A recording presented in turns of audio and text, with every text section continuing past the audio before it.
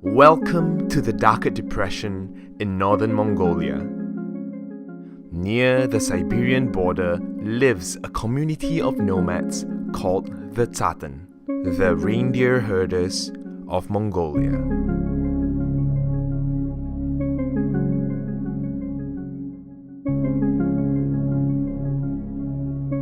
But that is not where our adventure began.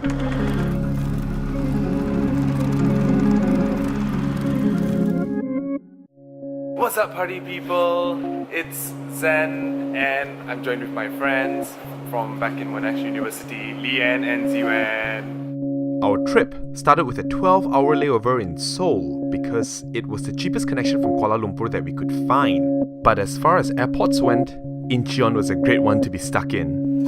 Coffee time. Cheers. Because we gotta work.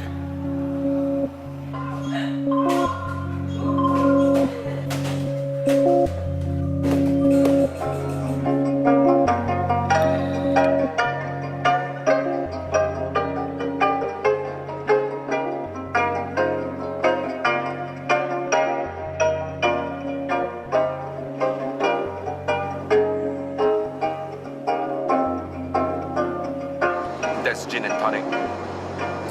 Because she needs it.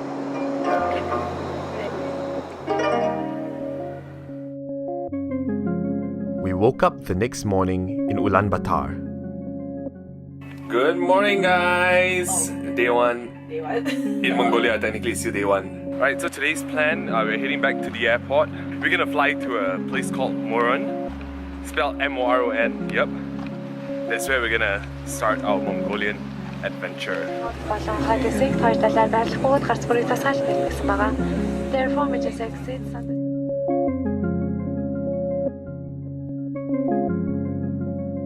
An hour and a half later, we arrived in Murun, where we were picked up in a Russian UAZ 452 van by our driver Hugi and our guide Nyamka.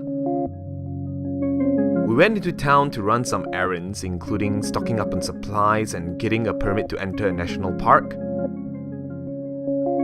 We also had some khushur for lunch, dumplings filled with meat, rice and spices. Then, we began our grueling 9-hour journey to our next destination, TSAGAAN NUUR, where we braved approximately 250 kilometers of extremely bumpy roads.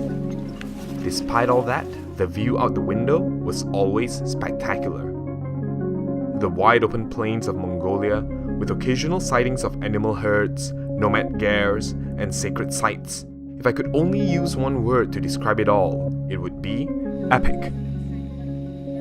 Longest shadow I've ever cast. It's 8:15 and we're only halfway there to our destination. We are probably only gonna arrive around midnight. Alright guys, we are now here in our guest house. It's a very cozy place. The fire is raging on there. So it's already past midnight. We've just had our dinner. So, good night!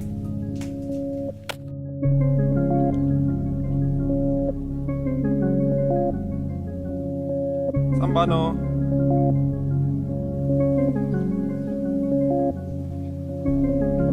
Good morning, it's breakfast time. What's up, Leanne? Nyamka, our driver, Hugi, Ziwan. We left the guest house to meet the horsemen who would be our guides for the next few days of our trip. They are from the Darkhad ethnic group that is prevalent in northern Mongolia.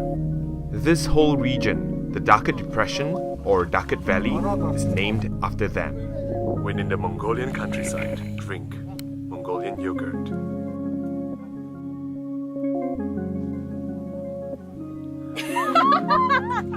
All geared up, we began our journey to the nomad camp on the back of Mongolian horses.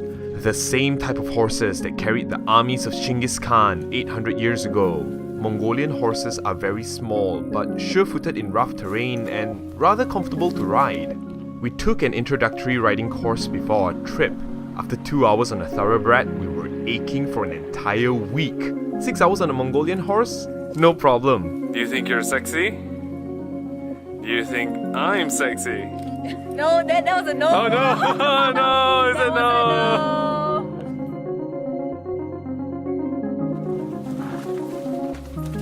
After lunch, we went deeper into the East Taiga. I'm too tall, so I gotta go really low.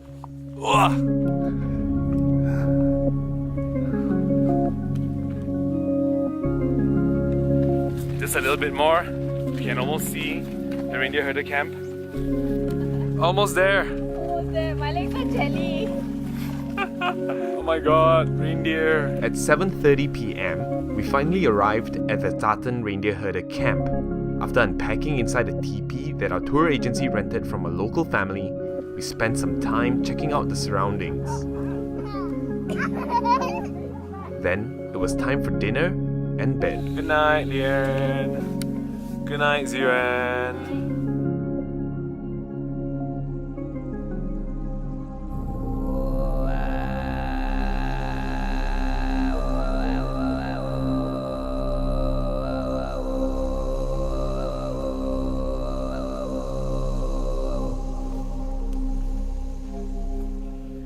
We woke up to a warm summer temperature of around 5 degrees Celsius.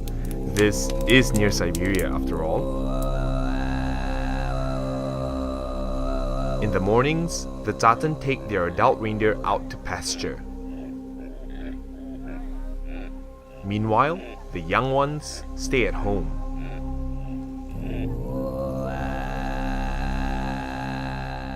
We spent some time visiting the families near our teepee. We tried reindeer milk, which to me tasted just like regular cow's milk. Ziwen taught the kids how to play snap, and we learned a bit about their culture and their daily lives. There are 2 Tsaatan camps, or tribes, one here in the East Taiga and one more in the West Taiga of the Darkhad Depression. The families here produce reindeer milk, curds and cheese, which they sell to nearby towns. That means riding on horseback for a few hours each way whenever they need to buy and sell supplies. That's a lot of hard work, and as they're nomadic, they move their camps 5 to 6 times each year. They also don't normally eat reindeer meat, except sometimes during winter. The Tsaatan people practice a mixture of Buddhism and traditional shamanistic beliefs. The night before, we heard the sound of drumming coming from a nearby teepee. Our guide told us that it was the shaman casting a protection spell for the tribe, and we got to meet the shaman. It's a comfort to know that the Mongolian government also provides a stipend or allowance to the Reindeer Nomads as an encouragement to preserve their unique way of life. And of course, there are tourists such as ourselves who help supplement their income. Is it like riding a horse? They also sell handicraft to tourists made from reindeer antlers. Antlers fall off naturally, so no reindeer were hurt in the production of this video.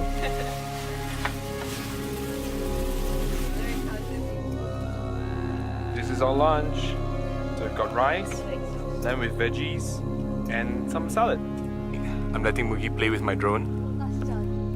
In the afternoon, when the reindeer are taken back from pasture, I took the opportunity to fly my drone again.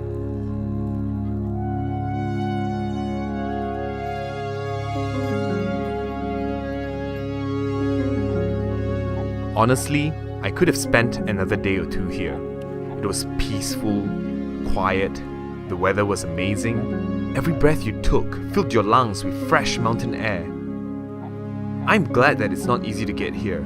No buses of tourists flocking in, no giant crowds. The Tsaatan, with the help of responsible tour agencies, such as ours of course, get to receive visitors on their terms.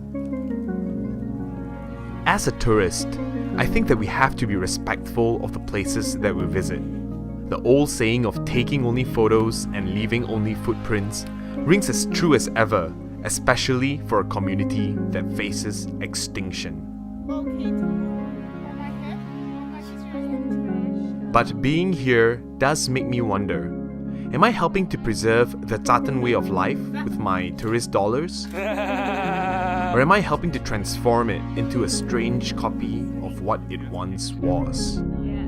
Whoa, I got a bit deep there, so here are a couple more videos of cute reindeer. Oh no, why is it knocking the mother? Oh, he wants a drink.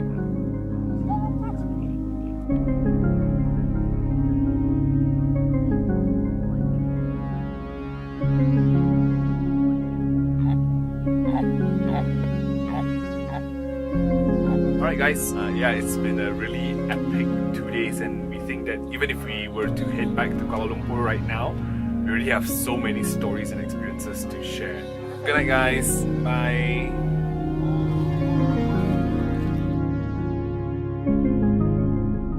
Party people, thanks for watching. This is the first video of my trip to Mongolia in August 2018. Stay tuned for more. Like, share, subscribe, whatever. Thank you. Bye.